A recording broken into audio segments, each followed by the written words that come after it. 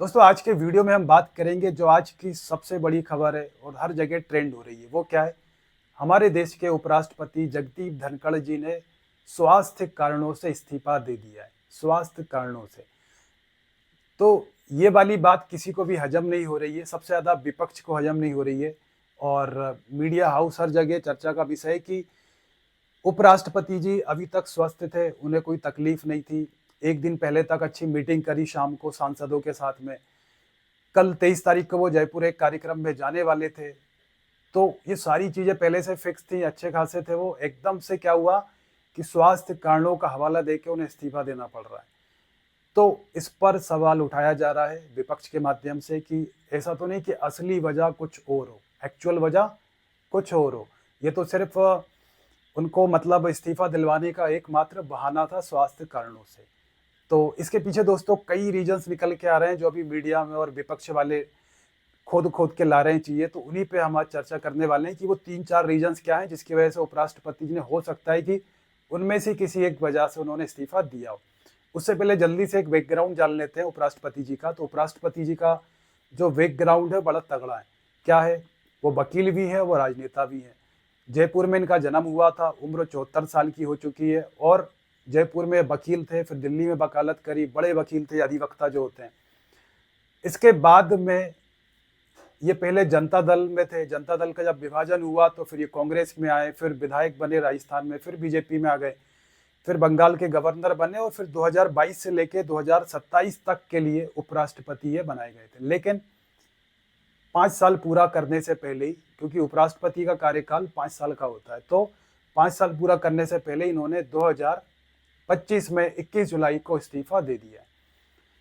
तो ये हो गया उनका बैकग्राउंड कि भाई वकालत की उन्होंने, राजनेता थे और समय से पहले उन्होंने इस्तीफा दे दिया। जो रीजन अभी निकल के आ रहा है इसका कि जो मेन वजह है इस्तीफे देने की, तो उन्होंने खुद अपने लेटर हेड पे प्रॉपर लिख के कहा है कि मैं इस्तीफा दे रहा हूँ अपने स्वास्थ्य कारणों की वजह से, और कोई वजह नहीं है। लेकिन मार्केट में जो चर्चाएं हो रही तो उसके पीछे कुछ 3-4 वजह हैं जो बताया जा रहा है कि उनमें से कोई एक वजह है। बाकी तो जो स्वास्थ्य कारण से बताया जा रहा है तो वो तो एकमात्र मतलब बहाना है उनको इस्तीफा दिलवाने का।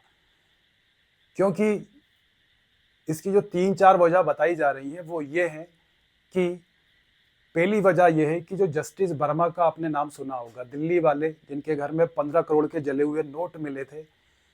तो ऐसा बताया जाता है कि जगदीप धनखड़ जी की उनसे चाहते थे जगदीप धनखड़ जी कि वो मामला खुल के सामने आए।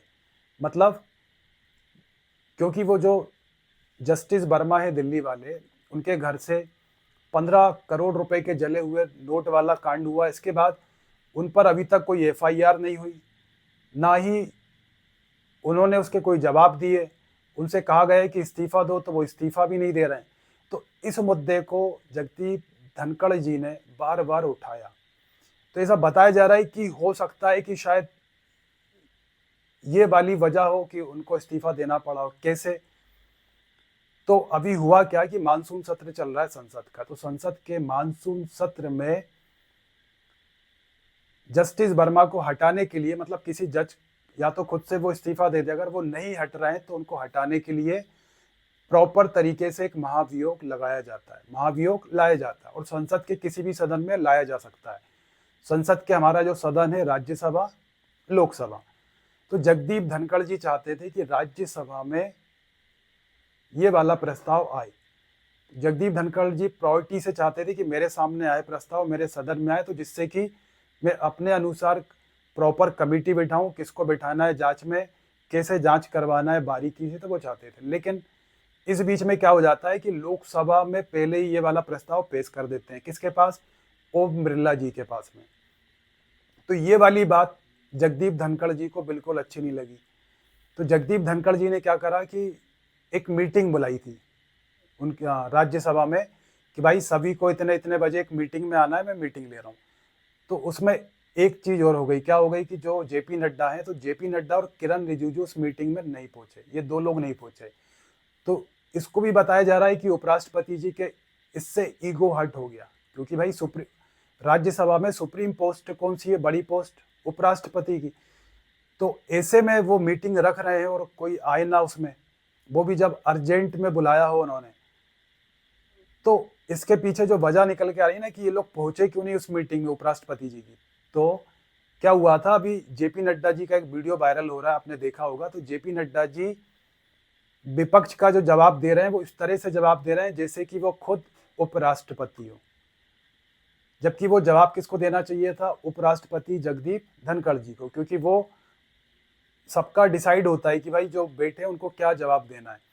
तो जगदीप धनखड़ जी का जवाब दे दिया किसने, जेपी नड्डा जी ने, और ऐसे हाथ करके उनको ऐसे कुछ शायद इशारा करके शांत रहने को कहा था कि भाई जो मैंने जवाब दे दिया रिकॉर्ड।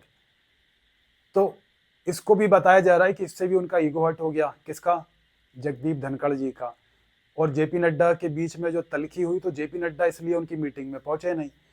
तो एक वजह ये निकल के आ रही है। अब इस बीच में होता क्या है कि यहाँ पे जगदीप धनखड़ जी राज्यसभा में प्लान करती रह जाते हैं कि भाई प्रस्ताव कोई लेके आएगा, पास होगा, मैं जांच बैठाऊंगा, लेकिन उस बीच में लोकसभा में प्रस्ताव पास हो जाता है। ओम बिरला जी के पास मतलब एक प्रस्ताव लेके चले जाते हैं कि इनिशियल कि भाई हम इसमें जांच चाहते हैं कि जस्टिस वर्मा के खिलाफ जांच हो, सही चीजें निकल के आए, महाभियोग लगाया जाए और उनको पद से हटाया जाए। तो ये बात जगदीप धनखड़ जी को हो सकता है कि बुरी लग गई हो। अब इसके बाद में अगली जो वजह आ रही निकल के वो क्या हो सकता है, उनका इस्तीफा देने का। तो दूसरा हो सकता है कि ऑपरेशन सिंदूर, क्योंकि ऑपरेशन सिंदूर वाला मामला, और ऐसे में ऑलरेडी अनबन हो चुकी संसद में जगदीप धनखड़ जी को, और ऐसे में सिंदूर वाला जो मामला आ रहा ऑपरेशन सिंदूर का, तो उसमें विपक्ष बढ़ चढ़ के सवाल करेगा, शोर मचाएगा, बहुत सारी चीजें होंगी। तो सरकार नहीं चाहती कि ऐसा कुछ हो जाए संसद में कि जिससे सरकार की किरकिरी हो। तो शायद एक वजह ये भी मानी जा रही है मार्केट में कि ये भी एक वजह हो सकती है उनको इस्तीफा दिलाने की। तीसरी जो वजह आ रही निकल के, तो वो आ रही किसानों से रिलेटेड, किसानों वाला मुद्दा। जगदीप धनखड़ जी को आपने कई बार सुना होगा कहते हुए कि किसानों के बारे में कि उन्होंने जो अपने कृषि मंत्री शिवराज सिंह चौहान जी हैं, तो उनसे ये कहते हुए एक वीडियो वायरल हुआ था उनका कि उन्होंने कहा था कृषि मंत्री शिवराज सिंह चौहान जी से कि आपने जो वादे किए हैं वो पूरा कब करोगे, मतलब आप किसानों के वादे तो पूरे कर देते हो, वादे तो कर देते हो, लेकिन वो वादों पे काम नहीं होता, वो काम कब होगा। तो ये भी एक माना जा रहा है कि बोले इस तरह से उनका बोलना मतलब सरकार की किरकिरी होना। तो शायद हो सकता है कि इस बात से सरकार नाराज हो गई हो। इसके बाद किसानी से रिलेटेड एक मामला और है क्या, कि अभी क्या हुआ था, जो न्यूज बनी थी, तो अमेरिका कोशिश ये कर रहा है कि इंडिया में जितने भी जो एग्रीकल्चर फूड हैं, जितने भी डेयरी प्रोडक्ट हैं, वो अपने अमेरिका के जितना भी प्रोडक्ट माल है वो यहाँ पे खपा दे। और सरकार ऐसा होने देना नहीं चाहती, क्योंकि यहाँ पे फिर किसानों का नुकसान हो जाएगा। तो ये भी बता आ रही निकल के कि ऐसा ना हो कि जगदीप धनखड़ जी कुछ और मतलब जो तलखी चल रही है आपस में संसद में, आपस में बन नहीं रही है, तो कहीं ऐसा ना हो कि कुछ का कुछ बयान निकल जाए और वो न्यूज बन जाए। तो ये वाले जो कारण निकल के आए दोस्तों, ये तो मेन कारण हो सकते हैं, इनमें से कोई एक हो सकता है। लेकिन अगला कारण क्या है तो जान के मतलब आपको थोड़ा इंटरेस्टिंग लगेगा, क्योंकि अभी क्या है, बिहार में इलेक्शन।